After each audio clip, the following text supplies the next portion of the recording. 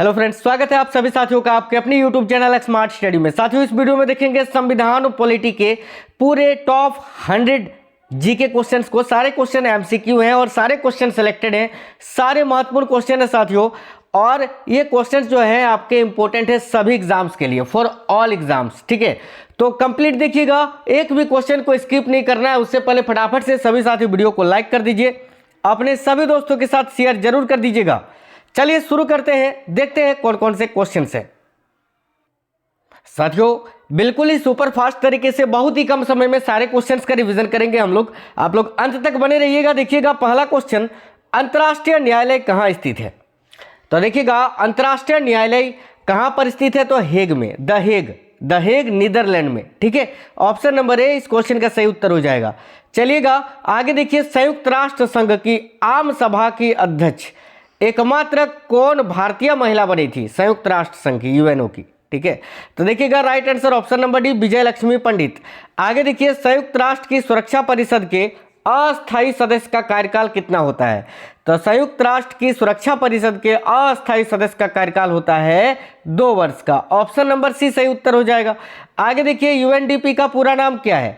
तो United Nations development programme. देखिए कहीं पर है, बिल्कुल ऑप्शन नंबर बी इस क्वेश्चन का सही उत्तर हो जाएगा। चलिए आगे देखिएगा, भारतीय संविधान के किस संशोधन द्वारा प्रस्तावना में 2 शब्द समाजवादी और धर्मनिरपेक्ष को जोड़ा गया था? तो याद रखिएगा कौन सा संविधान संशोधन? तो 42वां। ऑप्शन नंबर सी सही उत्तर है साथियों। आगे देखिए, संविधान सभा ने भारत के संविधान को कब स्वीकृत किया था? यानी संविधान सभा ने भारत के संविधान को कब अपनाया था? तो ऑप्शन नंबर ए सही उत्तर हो जाएगा, 26 नवंबर 1949 को। और अगर आपसे ये पूछा जाता कि संविधान कब लागू हुआ था, तो आपका आंसर आता साथियों यहाँ 26 जनवरी 1950। ठीक है, आगे देखिएगा, भारतीय संविधान सभा के प्रथम दिन के अधिवेशन की अध्यक्षता इन्होंने की थी। किन्होंने की थी? तो डॉक्टर सच्चिदानंद सिन्हा ने, जो अस्थायी अध्यक्ष थे। ठीक है, उसके बाद स्थायी अध्यक्ष डॉक्टर राजेंद्र प्रसाद थे। आगे देखिएगा, संविधान सभा में किस प्रांत का प्रतिनिधित्व सबसे अधिक था? तो याद रखिएगा ऑप्शन नंबर सी, संयुक्त प्रांत का। नेक्स्ट क्वेश्चन, भारत की आज़ादी के समय इंग्लैंड में किस पार्टी की सरकार थी? तो याद रखिएगा लिबरल नहीं, लेबर पार्टी की। Option number C Labour Party सही उत्तर हो जाएगा। आगे देखिए, किस अधिनियम की प्रमुख विशेषता प्रांतीय स्वायत्तता थी? बहुत ही अच्छा क्वेश्चन है साथियों, याद रखिएगा ऑप्शन नंबर बी 1935 की अधिवेशन की। आगे देखिए, भारत की संविधान सभा किसके अनुसार गठित की गई थी?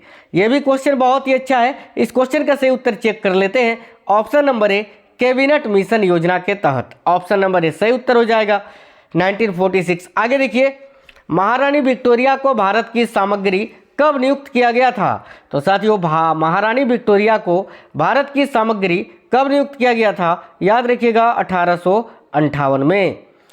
आगे देखिएगा, मार्ले मिंटो सुधार बिल किस वर्ष में पारित किया गया था? इंपॉर्टेंट क्वेश्चन है, मार्ले मिंटो सुधार बिल किस वर्ष में पारित किया गया था? तो 1909 में। नेक्स्ट क्वेश्चन साथियों, रेगुलेटिंग एक्ट कब पारित किया गया था? बहुत ही अच्छा क्वेश्चन है। याद रखिएगा रेगुलेटिंग एक्ट कब पारित किया गया था? तो 1773 ईस्वी में। ऑप्शन नंबर बी सही उत्तर हो जाएगा। आगे, विश्व का सबसे बड़ा लिखित एवं सर्वाधिक व्यापक संविधान किस देश का है? तो याद रखिएगा भारत का। ऑप्शन नंबर सी सही उत्तर हो जाएगा साथियों। भारतीय संघवाद को किसने सहकारी संघवाद कहा था? इस क्वेश्चन का सही उत्तर चेक कर लेते हैं। ऑप्शन नंबर सी, जी ऑस्टिन ने। ठीक है, भारतीय संघवाद को किसने सहकारी संघवाद कहा था? तो जी ऑस्टिन। याद रखिएगा आप लोग। आगे देखिए, भारतीय राजनीतिक व्यवस्था में इनमें से कौन सर्वोच्च है? तो भारतीय राजनीतिक व्यवस्था में इनमें से कौन सर्वोच्च है? तो याद रखिएगा संविधान। ऑप्शन नंबर बी सही उत्तर हो जाएगा। साथियों, ये जो वीडियो है आपका, ये जो क्वेश्चन है आपके सभी एग्जाम्स के लिए इंपॉर्टेंट है। आप किसी भी गवर्नमेंट एग्जाम की तैयारी कर रहे हो तो। ठीक है, भारतीय संविधान में संघवाद किस देश से लिया गया है? तो संघवाद जो है वो कनाडा से लिया गया है साथियों। ऑप्शन नंबर बी करेक्ट हो जाएगा। भारत का संसदीय प्रणाली ये किस देश के संविधान से प्रभावित है? तो संसदीय प्रणाली याद रखिएगा इंग्लैंड से। संघीय पूछे तो कनाडा, संसदीय पूछे तो इंग्लैंड। कानून के समान संरक्षण वाक्य ये कहाँ से लिया गया है? तो कानून के समान संरक्षण वाक्य अगर पूछे तो अमेरिका। याद रखिएगा ऑप्शन नंबर ए सही उत्तर हो जाएगा। भारत में कलेक्टर का पद औपनिवेशिक शासन ने उधार लिया था। किस देश के संविधान से? तो साथियों इंग्लैंड से। ऑप्शन नंबर सी इंग्लैंड इस क्वेश्चन का सही उत्तर हो जाएगा।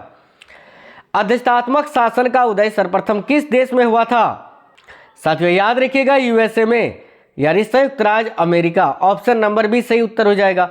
भारतीय संविधान में कुल कितने भाग हैं? तो साथियों वर्तमान में 25 भाग हैं, याद रखना। ऑप्शन नंबर डी को 25 पढ़ना, 25 भाग, ठीक है, वर्तमान में। चलिए आगे देखिए, भारतीय संविधान निम्नलिखित में से कौन सी नागरिकता प्रदान करता है?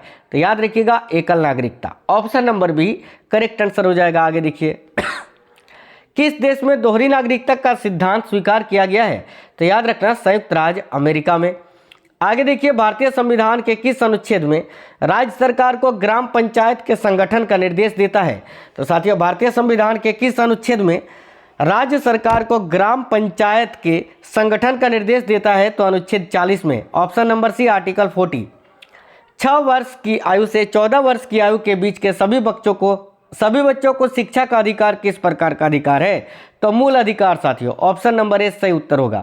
नीति निर्देशक तत्वों का महत्व किसके लिए है? तो याद रखना राज्य के लिए। और ये किस देश के संविधान से लिया गया है? तो याद रखना आयरलैंड के। आगे नेक्स्ट क्वेश्चन देखिए, भारत के किस समाज में, माफ करना, भारत के किस राज्य में समान नागरिकता संहिता लागू है? इंपॉर्टेंट क्वेश्चन है, देखिएगा। याद रखना गोवा में। गोवा करेक्ट आंसर हो जाएगा। आगे, संसद को भंग करने के लिए कौन सक्षम है? तो साथियों संसद को भंग करने के लिए कौन सक्षम है? देखिएगा बहुत ही इंपॉर्टेंट क्वेश्चन। राष्ट्रपति, बिल्कुल राष्ट्रपति करेक्ट आंसर हो जाएगा, प्रेसिडेंट ऑफ इंडिया। भारत की पार्लियामेंट का उद्घाटन कब हुआ था? तो भारत की पार्लियामेंट का उद्घाटन, संसद भवन का उद्घाटन 1927 में हुआ था। Option number D right answer हो जाएगा। राष्ट्रपति को लोकसभा में 3 सदस्यों को मनोनीत करने का अधिकार है। तो याद रखना एंग्लो इंडियंस को यह अधिकार था, अभी इसको समाप्त कर दिया गया है, अभी इसको समाप्त कर दिया गया है साथियों, ठीक है। आगे देखिएगा, अध्यादेश जारी करने का अधिकार राष्ट्रपति का कौन सा अधिकार है? तो राष्ट्रपति जो अध्यादेश जारी करते हैं, आर्टिकल 1, 2, 3 में इसका प्रावधान किया गया है। ये राष्ट्रपति का विधायी अधिकार है साथियों। आर्टिकल 1, 2, 3 में इसके बारे में बताया गया है। आगे देखिए, भारतीय गणतंत्र का वह कौन सा राष्ट्रपति था जो सदा भारतीय धर्मनिरपेक्षता को सर्वधर्म संभाव कहता रहा? तो डॉक्टर सर्वपल्ली राधाकृष्णन। आगे देखिए, युद्ध की घोषणा या शांति का फैसला करने में कानूनी रूप से कौन सक्षम है? तो साथियों युद्ध की घोषणा या शांति का फैसला करने में कानूनी रूप से सक्षम है राष्ट्रपति। ऑप्शन नंबर 20 सही उत्तर हो गया। आगे, एक ही व्यक्ति को कितनी बार भारत का राष्ट्रपति बनाया जा सकता है? तो याद रखना साथियों मैनी टाइम्स, कई बार, ठीक है। नेक्स्ट क्वेश्चन, बजट सबसे पहले किसके द्वारा पारित किया जाता है? तो याद रखना लोकसभा के द्वारा। Option number B. आगे देखिए, लोकसभा में राज्यों को किस आधार पर सीटें आवंटित होती हैं? तो याद रखना जनसंख्या पर। जिस राज्य की जनसंख्या जैसी है उसके अकॉर्डिंग जो है लोकसभा में राज्यों को सीटें आधारित की जाती है। आगे देखिए, भारत के उपराष्ट्रपति की स्थिति की तुलना में किस देश के उपराष्ट्रपति से की जा सकती है? बहुत ही अच्छा क्वेश्चन है। तो साथियों संयुक्त राज्य अमेरिका। ऑप्शन नंबर बी सही उत्तर हो जाएगा। राज्यसभा की बैठकों का सभापतित्व कौन करता है? तो याद रखिएगा उपराष्ट्रपति, वाइस प्रेसिडेंट। आगे देखिए, राज्यपाल के बैठकों की अध्यक्षता कौन करता है? राज्यपाल, जो गवर्नर्स होते हैं उनके बैठकों की अध्यक्षता राष्ट्रपति करते हैं। ऑप्शन नंबर 20 सही उत्तर हो जाएगा। माफ करना यार, उपराष्ट्रपति ही करेक्ट आंसर होगा, माफी चाहते हैं, उपराष्ट्रपति इस क्वेश्चन का सही उत्तर हो जाएगा, ठीक है। चलिए नेक्स्ट क्वेश्चन देखते हैं। भारत में किसकी स्वीकृति के बिना कोई भी सरकारी खर्चा नहीं किया जा सकता है? भारत में किसकी मंजूरी के बिना कोई भी सरकारी खर्चा नहीं किया जा सकता है? याद रखिएगा साथियों, संसद की सहमति के बिना। संसद करेक्ट आंसर हो जाएगा, पार्लियामेंट। भारतीय संविधान के किस अनुच्छेद में प्रेस की स्वतंत्रता दी गई है? तो याद रखना अनुच्छेद 19 का 1 का क में। साथियों प्रेस को चौथी अवस्था कहा जाता है, 4th स्टेज, याद रखना। आगे देखिएगा, भारतीय संविधान की अपरिष्टता अनुमूलन से संबंधित अनुच्छेद कौन सा है? तो अनुच्छेद 17। साथियों अपरिष्टता अनुमूलन यानी छुआछूत को समाप्त कर देना। आगे देखिएगा, धार्मिक स्वतंत्रता का अधिकार किस अनुच्छेद के द्वारा दिया गया है? तो अनुच्छेद 25 में। आगे नेक्स्ट क्वेश्चन देखिए, भारत की संचित निधि से धन निर्गम पर किसका नियंत्रण रहता है? भारत की संचित निधि से राष्ट्रपति, प्रधानमंत्री, मुख्यमंत्रियों को, राज्यपालों को वेतन दिया जाता है साथियों, ठीक है। और इस पर नियंत्रण रहता है संसद का, याद रखिएगा। आगे देखिए, संसदीय शासन प्रणाली में वास्तविक कार्यपालिका शक्ति किसके पास होती है? याद रखिएगा प्रधानमंत्री के पास, ऑप्शन नंबर बी सही उत्तर हो जाएगा। मंत्रिमंडल की बैठक की अध्यक्षता कौन करता है? तो साथियों यहाँ भी आंसर हो जाएगा प्रधानमंत्री, ऑप्शन नंबर बी सही उत्तर हो जाएगा। नेक्स्ट क्वेश्चन देखिएगा, मंत्रिपरिषद में निम्नलिखित में से कौन शामिल नहीं रहता है? अच्छा क्वेश्चन है, देखिए याद रखिएगा संसदीय सचिव, ऑप्शन नंबर बी सही उत्तर हो गया। भारतीय संविधान में निम्नलिखित में से किस पद का उल्लेख नहीं है? तो याद रखिएगा उपराष्ट्रपति पद का। अगर आपसे यह पूछे कि साथियों भारत का पहला उपराष्ट्रपति कौन थे, तो याद रखिएगा सभी साथी सरदार वल्लभ भाई पटेल जी। आगे नेक्स्ट क्वेश्चन देखिए, भारत के उप प्रधानमंत्री, देखिए क्वेश्चन आ ही गया, भारत के प्रथम उप प्रधानमंत्री कौन थे? मैंने अभी आपको बताया सरदार वल्लभ भाई पटेल। आगे देखिएगा स्वतंत्र भारत के प्रथम लोकसभा अध्यक्ष कौन थे? तो साथियों याद रखिएगा Ganesh Vasudev Mavalankar, option number D इस क्वेश्चन का करेक्ट आंसर हो जाएगा। वर्तमान में अभी 17वीं लोकसभा चल रहा है, याद रखिएगा, और 17वीं लोकसभा के अध्यक्ष है ओम बिरला जी। आगे देखिए, लोकसभा का सचिवालय किसके प्रत्यक्ष पर्यवेक्षण एवं नियंत्रण में कार्य करता है? याद रखिएगा साथियों लोकसभा अध्यक्ष के, ऑप्शन नंबर ए सही उत्तर हो जाएगा। लोकसभा में विपक्ष के किसी दल के नेता के रूप में मान्यता किसके द्वारा दी जाती है? सभी साथी याद रखेंगे लोकसभा अध्यक्ष के द्वारा। आगे देखिए, जिस समिति की सिफारिश पर भारत में पंचायती राज की स्थापना की गई उसका अध्यक्ष कौन था? तो सभी साथी याद रखिएगा, बहुत ही इंपॉर्टेंट क्वेश्चन। साथियों याद रखिएगा बलवंत राय मेहता समिति, ऑप्शन नंबर डी। आगे देखिए, ग्राम पंचायत का निर्वाचन करना यह निर्भर करता है किस पर? तो ग्राम पंचायत का निर्वाचन करना निर्भर करता है राज्य सरकार पर, ऑप्शन नंबर बी सही उत्तर हो जाएगा साथियों। आगे देखिएगा 1977 में पंचायती राज व्यवस्था की समीक्षा के लिए गठित समिति की अध्यक्षता किसने की थी? अध्यक्षता, तो याद रखिएगा सभी साथी करेक्ट आंसर अशोक मेहता ने, option number C Ashok Mehta correct हो जाएगा। पंचायती राज प्रणाली कहाँ नहीं है? इनमें से किस राज्य में पंचायती राज प्रणाली नहीं है? तो याद रखिएगा अरुणाचल प्रदेश में, ऑप्शन नंबर ए सही हो गया। निम्नलिखित में से भारत में पहला नगर निगम कहाँ स्थापित हुआ था? याद रखिएगा साथियों चेन्नई में, चेन्नई करेक्ट आंसर हो गया। आगे, यदि पंचायत भंग होती है तो किस अवधि के अंदर निर्वाचन होंगे? याद रखिएगा 6 महीने के भीतर। आगे देखिएगा पंचायती स्तर पर राज्य सरकार का प्रतिनिधित्व कौन करता है? तो साथियों ग्राम का मुखिया जो होता है ना, ग्राम का मुखिया, ऑप्शन नंबर डी सही उत्तर हो जाएगा। याद रखना पंचायत स्तर पर राज्य सरकार का प्रतिनिधित्व ग्राम का मुखिया करता है। आगे देखिएगा पंचायती चुनाव के लिए उम्मीदवारों की न्यूनतम आयु सीमा क्या होनी चाहिए? तो साथियों 21 वर्ष, याद रखना ऑप्शन नंबर सी। वह भारतीय राजनीतिक दल कौन सा है जिसकी स्थापना ताशकंद में हुई थी? साथियों याद रखिएगा भारतीय कम्युनिस्ट पार्टी की। नेक्स्ट क्वेश्चन देखिए, भारत में पंचायती राज का प्रारंभ कब हुआ था? तो साथियों 1959 राजस्थान के नागौर जिले से। आगे देखिए, किस संविधान संशोधन अधिनियम के द्वारा वयस्क मताधिकार की आयु सीमा 21 वर्ष से घटाकर 18 वर्ष कर दी गई थी? तो 61वें संविधान संशोधन के तहत। वह संवैधानिक संशोधन कौन सा है जिसके द्वारा राजनीतिक दल बदल पर प्रतिबंध लगाया गया था? तो साथियों याद रखिएगा बहुत ही अच्छा क्वेश्चन है, 1985 का 52वां संविधान संशोधन। आगे देखिए, भारतीय संविधान के संशोधन में से कौन सा संशोधन केंद्रीय मंत्रिमंडल के आकार और सीमित करता है, आकार को सीमित करता है? तो साथियों याद रखिएगा 91वां। भारतीय संविधान के संशोधन में कौन सा संशोधन केंद्रीय मंत्रिमंडल के आकार को सीमित करता है? 91वां संशोधन। याद रखिए, राजनीतिक दल निम्नलिखित में से किसके लिए जरूरी है? तो साथियों लोकतंत्र के लिए, ऑप्शन नंबर बी सही हो गया। भारत में या भारतीय कम्युनिस्ट पार्टी का अस्तित्व किस वर्ष में आया था? तो याद रखिएगा 1921 में साथियों। आगे देखिए, तेलुगु देशम पार्टी का चुनाव चिन्ह क्या है? तो साइकिल, याद रखेंगे साइकिल। इसके अलावा समाजवादी पार्टी का भी चुनाव चिन्ह साइकिल है। आगे देखिए, निम्नलिखित में से कौन सा क्षेत्रीय राजनीतिक दल है? इनमें से कौन सा क्षेत्रीय राजनीतिक दल है? याद रखना साथियों Akali Dal, option number B. आगे देखिए, दल विहीन लोकतंत्र के पक्ष में कौन था? दल विहीन लोकतंत्र के पक्ष में कौन था? बिल्कुल Jayaprakash Narayan, option number D इस क्वेश्चन का सही उत्तर हो जाएगा साथियों। आगे देखिएगा, किसी राजनीतिक दल को राष्ट्रीय दल अथवा प्रादेशिक दल के रूप में मान्यता कौन देता है? तो साथियों याद रखना निर्वाचन आयोग, ऑप्शन नंबर सी। भारत में दलीय व्यवस्था किस प्रकार की है? बिल्कुल बहुदलीय है ना, कई सारे दल हैं, बहुदलीय, ऑप्शन नंबर बी सही उत्तर हो जाएगा। रामविलास पासवान के नवगठित राजनीतिक दल का क्या नाम है? तो साथियों याद रखिएगा बहुत ही अच्छा क्वेश्चन है, लोक जनशक्ति पार्टी। नेक्स्ट क्वेश्चन देखिए, निम्नलिखित में से किसे सुपर कैबिनेट की संज्ञा दी गई है? साथियों योजना आयोग को, जिसको अभी नीति आयोग के नाम से जाना जाता है। आगे देखिए नेक्स्ट क्वेश्चन, भारत में पंचवर्षीय योजना अंतिम रूप से अनुमोदित की जाती है किसके द्वारा? तो याद रखिएगा राष्ट्रीय विकास परिषद के द्वारा, ऑप्शन नंबर ए। वित्त आयोग क्या है? तो साथियों वित्त आयोग के पंचवर्षीय निकाय है, ऑप्शन नंबर डी सही उत्तर हो जाएगा, पंचवर्षीय निकाय। नेक्स्ट क्वेश्चन देखिए, प्रथम वित्त आयोग के अध्यक्ष कौन थे? तो K C. Niyogi, option number D इस क्वेश्चन का राइट आंसर हो गया। भारत में किस प्रकार की प्रशासनिक सेवाएं हैं? बहुत ही अच्छा क्वेश्चन है, तो इस क्वेश्चन का सही उत्तर हो जाएगा अखिल भारतीय सेवा, प्रांतीय सेवा, केंद्रीय सेवा, ये सभी। नेक्स्ट क्वेश्चन, भारतीय पुलिस सेवा का प्रशिक्षण कहाँ होता है? बहुत ही अच्छा क्वेश्चन है साथियों, तो याद रखिएगा हैदराबाद में। नेक्स्ट क्वेश्चन देखते हैं आगे, अखिल भारतीय सेवाओं की नियुक्ति की जाती है किसके द्वारा? साथियों अखिल भारतीय सेवाओं की नियुक्ति जो है वो किसके द्वारा की जाती है? तो याद रखिएगा सभी साथी राष्ट्रपति के द्वारा, ऑप्शन नंबर डी सही उत्तर हो जाएगा। संघ लोक सेवा आयोग में अध्यक्ष के अलावा कितने सदस्य होते हैं?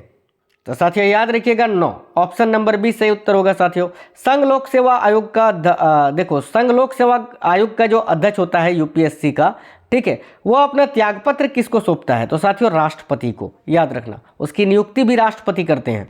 आगे, भारत की निर्वाचन पद्धति निम्न में से किस देश के निर्वाचन पद्धति के अनुरूप है? साथियों याद रखिएगा ब्रिटेन के।